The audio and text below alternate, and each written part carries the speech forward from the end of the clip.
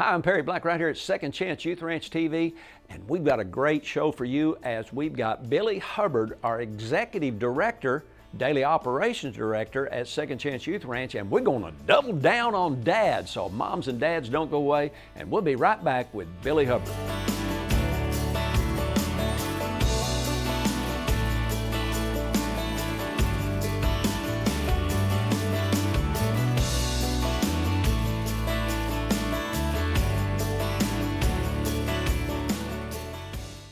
Welcome to Second Chance Youth Ranch TV. I am your host, Perry Black. Unlike some of my other shows where I was the guest, I'm actually the host.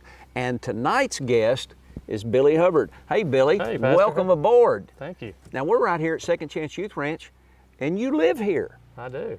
So how long have you worked at the ranch, Billy? My wife and I started in 2007, so that's almost going on 14 years now. And we've had children December the 5th. 2005 will be our 15-year celebration. So 2020 is a big year for us. It really is. And you've been the father of a couple of kids. Matter of fact, you do have 2 children of your own. 10 and 5. 10 and 5. 10 children and 5 children? A 10-year-old son, Bronley, and 5-year-old girl, Brooklyn. And Bronley just got like Student of the Year for his class. What grade was he in? He's in 4th grade, and we're really proud of him. This is his 4th consecutive year to get the Knight Award.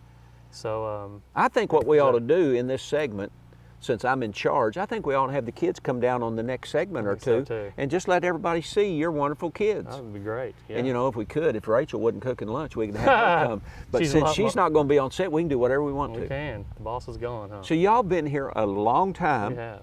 And you are not even 50 years old yet, not even close to 50, but you've been the father of over 300 children at Second Chance Youth Ranch.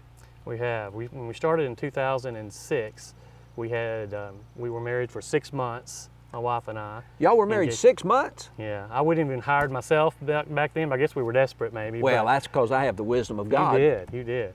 So we came into a house of 7 teenage girls. Oh, gosh. So it was instant family. Married 6 months, no children of your own. No experience, no handbook, how to do anything, and we just trusted the wisdom of God, and with your leadership, became successful. And after y'all were house parents, for how long did y'all become the daily operations directors? About 5 years. 5 years. 2011, we came over. Wow.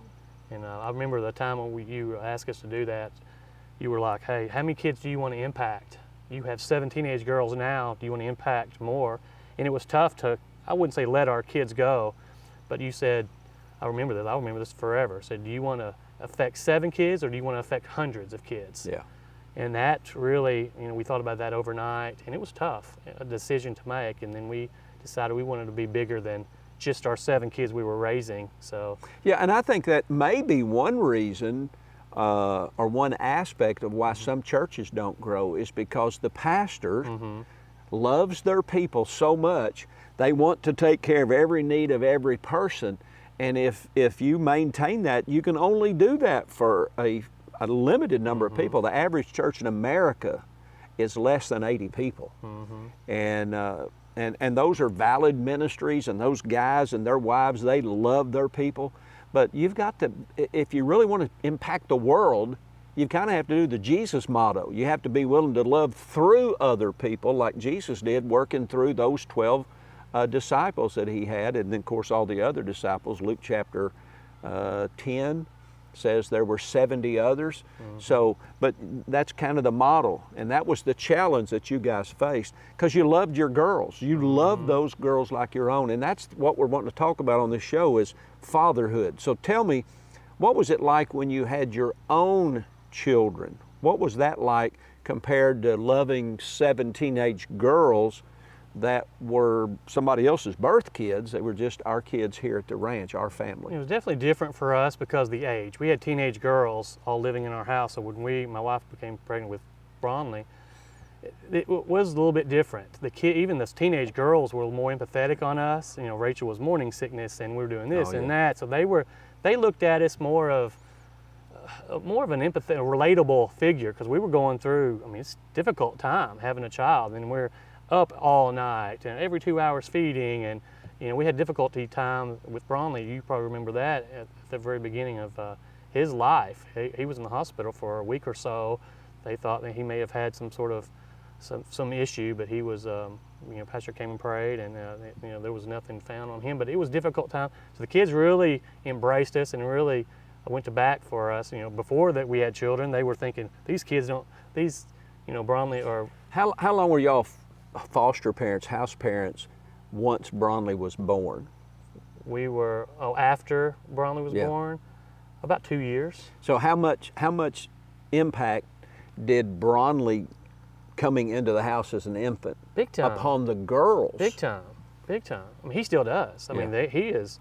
We have girls that are 30 years old now, wow. and he is the brother. He's brother. At night, Bronley will say his prayers. He'll say, "I'm praying for Brooklyn, Bronley, Brennan, Amanda, Paula." I mean, he does. He's praying for all of his sisters, his big sisters. Yes. Yeah. I mean, that's all he knows is this ranch. He doesn't know a life outside of Second Chance Ranch. And then our first student that came here, even before you guys came, is named Michael. He lives in Hot Springs. He came to our homecoming a couple of years back, and he's a mechanic. And his family had gone through some tragic deaths. I think it was his parents who died first, and then his grandparents. And at the age of 18, he came, stayed for a period of time. So parenting and being a father, being a dad, has a huge impact in the lives of these young people. It does, and their statistics show that I think you're 280% greater chance of doing drugs if you're in a fatherless home. I think 85% of children that are in jail or incarcerated come from fatherless homes. So just that stat alone shows that there needs to be a presence of a male figure in your life. So we're going to take a brief break here in a moment, and we're going to come back and talk about what did you do and what did Rachel do before y'all came to the ranch, and how did God move y'all from what you were doing to here. And then we're going to talk a little bit about where we're going from here, because we're right here on the property of Second Chance Youth Ranch. We don't get to come out and shoot out here very often because you only go to the ranch if you go in there on purpose. We're 40 minutes from Benton, 45 minutes from Benton, 45 minutes from Bryant, 40 minutes from West Little Rock. So you only come here on purpose, but man, what a great purpose when you do get here. So we're going to take a brief break, and we will be right back. I want to share some good news with those of you in local churches around the state of Arkansas that have a small youth group and need a great summer camp to go to. You know, I founded Destined to Win, Fired Up for Jesus Summer Camp in 1984 for young people just like those you minister to at your church week after week. You don't want to miss this opportunity coming this summer right here in Arkansas, and we would love to have you join us in our 35th annual Destined to Win, Fired Up for Jesus Summer Camp. More details to follow. God bless you. I look forward to hearing from you. I think what makes a good dad is they have to be very caring, willing to protect the family, and they have to love their kids and their wife. He needs to be smart. He needs to be cool. He needs to be strong. I think the important role of a dad would be to protect their children and to guide them spiritually and emotionally, and to be a good example for the children. What I think society lacks today is just the presence of a father. Even if their father is there, sometimes they're not actually there 100% mentally. He feeds us, and then he's strict when he needs to be, and he's nice when he doesn't need to be strict. A good dad to me is somebody who's supportive to the children, loving, caring, who's there for them for when they didn't even have a dad. The greatest need that I see for the youth that come to the ranch is just presence. What I mean by that is that so many of our kids, as I start to hear their story, a good percentage of them, I would say at least 3/4 of them, don't even know their father. And I think the other quarter of those that do know their father have been either very neglectful or very abusive. And so really having somebody that's present, that's can be there with them and just kind of spend that quality time. So many of our youth that come to the ranch are so hungry, especially for the male figures on campus. A lot of times they'll meet us at our cars, or when they see us out, they want to go ride bikes, and they are just starving for that male attention. Set aside time to spend with their kids, to listen, to sit down and play with them. My children are young, so sitting down and play with them instead of thinking about work or researching something on my phone, or just intentionally taking a moment, some time out and sitting down and spending time with them is probably one of the most important things I think I can do as a dad. I think that some of the hard jobs are taking care of the kids and having to go to work and providing for the family. A lot of people depend on you to be a dad in today's world. You know, you have to provide, and you have to, you know, protect the children, family, spiritually, emotionally, physically, you know, and mentally, everything. I think that's the hardest part. Having to make breakfast. Being an advocate for kids, you know, teaching them, but also, you know, there's this whole thing about, it's like teaching a kid to ride a bike. At some point you want to be there and you want to be that stabilizing force, but then as a dad, there's also that time you got to push them and you got to let them go. And so that's a really important part that dads play, is we're there to help them, but we're also there to challenge them and be like, dude, you can do it. You can do it, just try. And a lot of times that's, so many of our youth, they fail in that they can't see themselves succeeding. So almost at times, dads, one of the best attributes we can have out here is just being that cheerleader. Just saying, we know you can make it.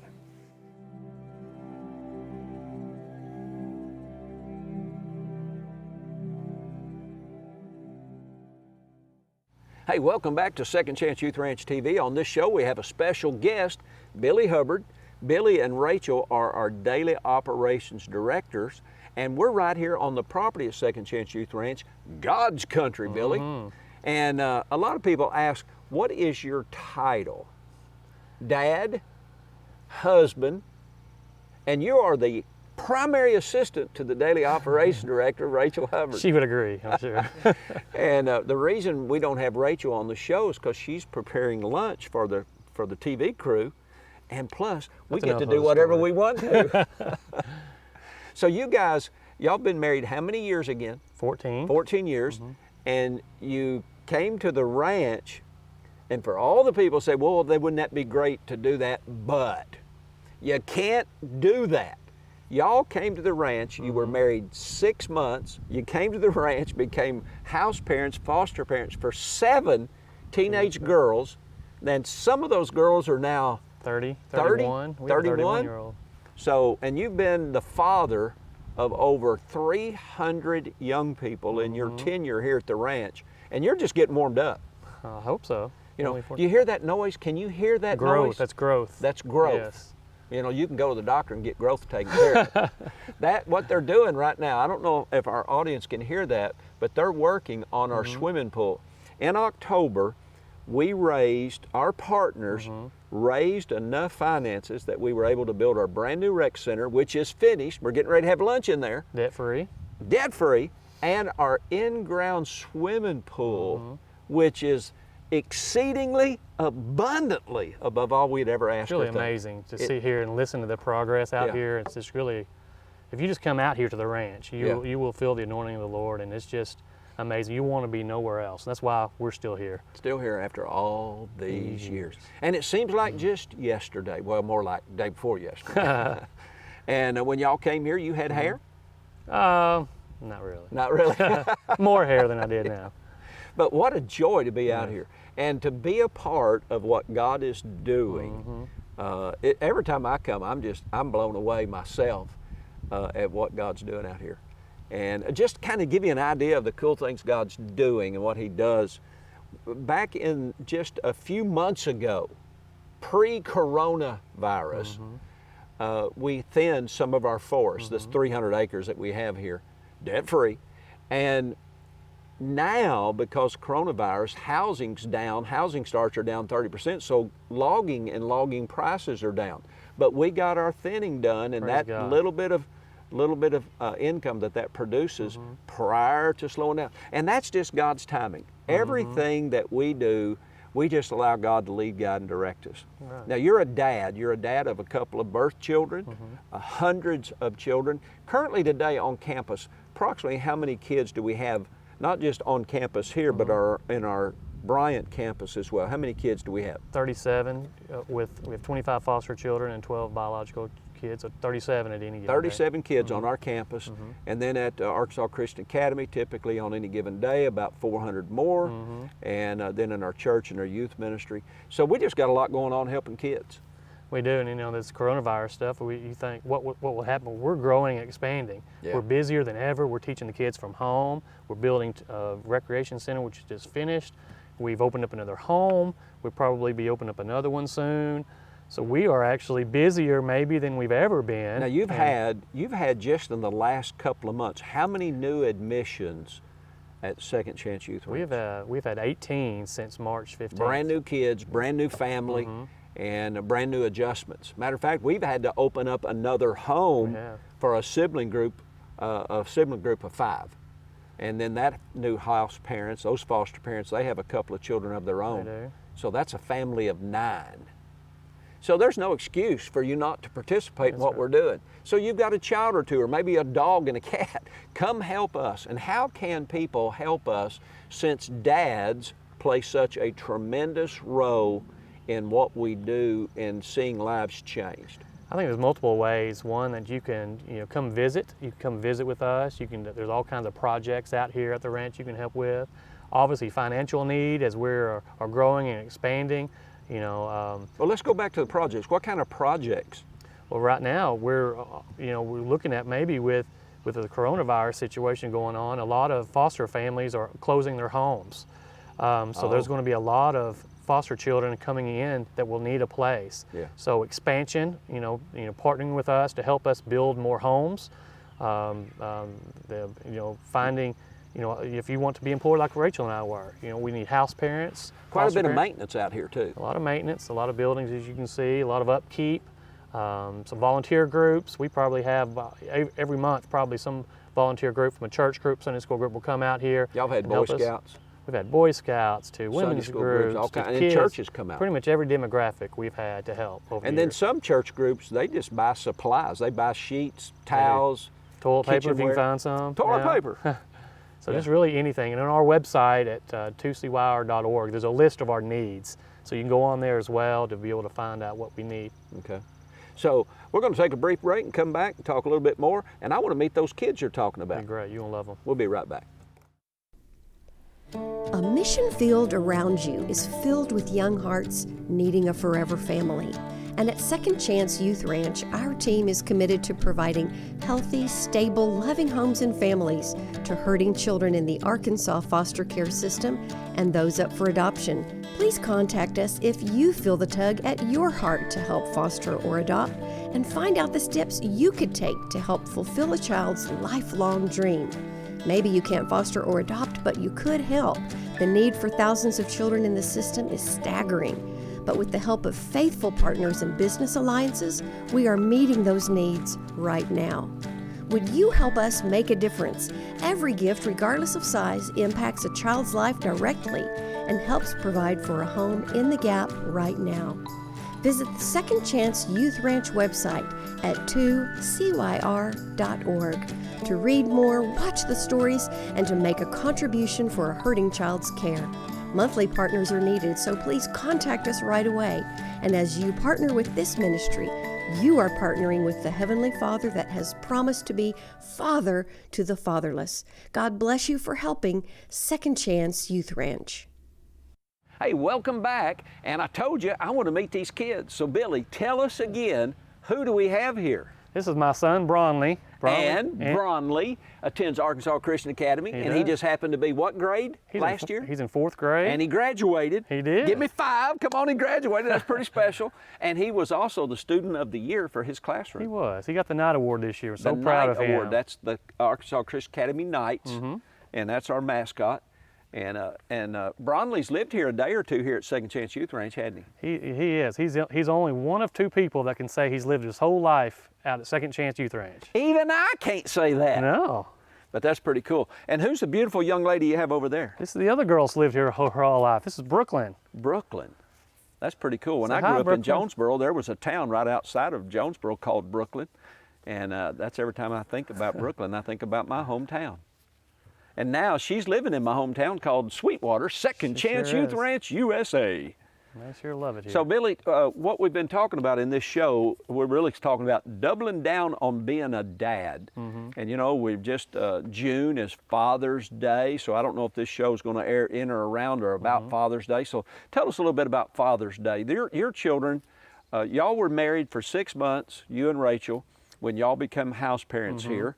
Sometime later, after you were house parents for 7 beautiful young ladies here at Second Chance Youth Ranch, along comes John. Actually, it's along comes this young man right here.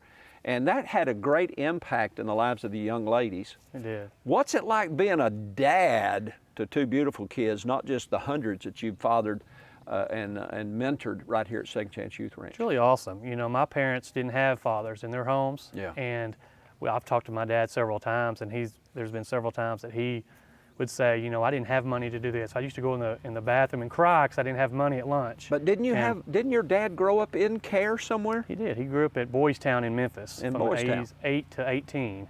So he has a natural understanding of does. what you guys are doing supernaturally. He does. I think it's difficult sometimes for him to come out and see that, but Yeah. he's so proud of what I've done and to be able to give, you know, to something that he didn't have. But he's always said that Boys Town was the best years of his life. Why don't we have, even though she's not Mike, because she's been busy preparing for our little banquet here in a moment, why don't we have Rachel come on into the scene, because she's all dialed up and prepared. She's probably going to kill me after this shot. But I want everybody to see your whole family, because you guys were married just a few months when y'all became foster parents and moms and dads. You know, she kissed you. She didn't even acknowledge me. She's not talking to me anymore. But you guys are a tremendous example of the grace of God and how that grace is not just about receiving from the Lord, but it's about giving your life away. And you guys have got over 300 brothers and sisters out here.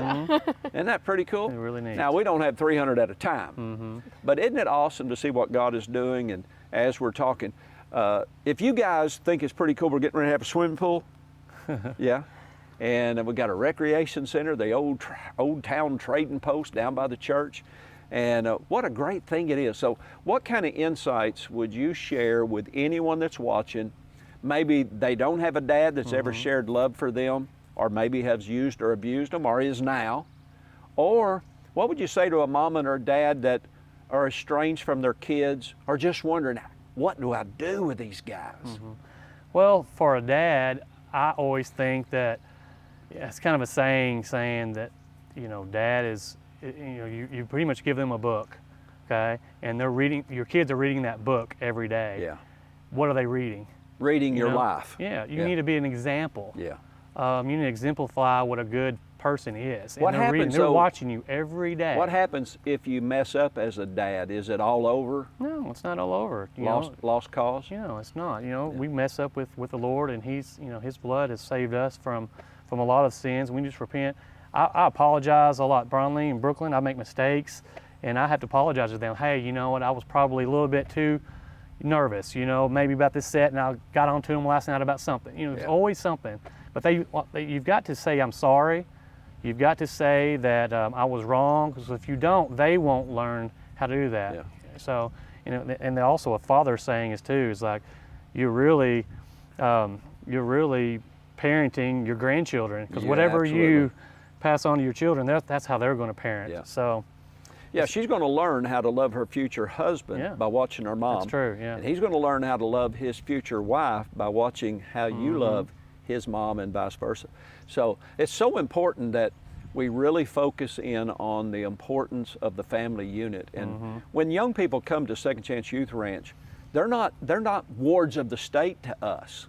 No, They become our family, kids. and they become our forever family. And if somebody's just tuned in, you guys have been in foster care and daily operations director now for so many years here. Some of our young ladies that were your first daughters before these children were born are now in their 30s. Yeah. And so there's no excuse not to be involved. In our previous segment, we talked about, well, what can somebody do? The church groups that come out, Boy Scout groups, individuals, there's endless opportunities. So the point is, what is your skill? Right, yeah. I asked a young lady at church Wednesday night, what are you going to be when you graduate college? And she said, well, I don't know yet. You know what I said? What do you love? What do you love? Pursue what you love. And the one thing we love here is Jesus. That's right. And because of His love for us, and His love is now shed abroad through us, we love young people and giving them an opportunity to encounter Jesus Christ. And there's a couple of our kids running down the street right now. That's what this is all about. Yeah. And what a tremendous privilege it is to share the vision that God's given us to impact a hurting world. And we want you to know how important you are to us here at Second Chance Youth Ranch. Maybe your kids are away from home. Maybe you've got a family that's still intact. Maybe you're not a believer. Maybe you just happen to tune in. I want you to know something.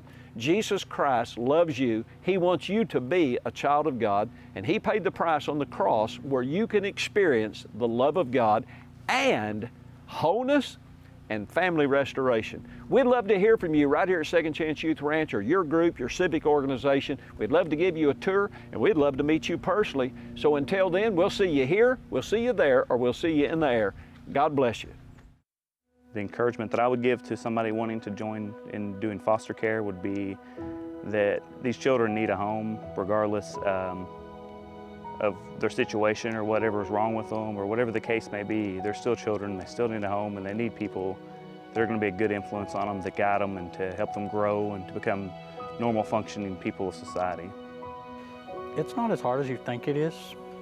It's rewarding because at the end of the day, when you have a child sitting there screaming at you, yeah, you might think, oh, this is hard. Yes, it is hard, but at the end, that child can come back to you not even 5 minutes later and tell you they love you, and that's what what I'm here for.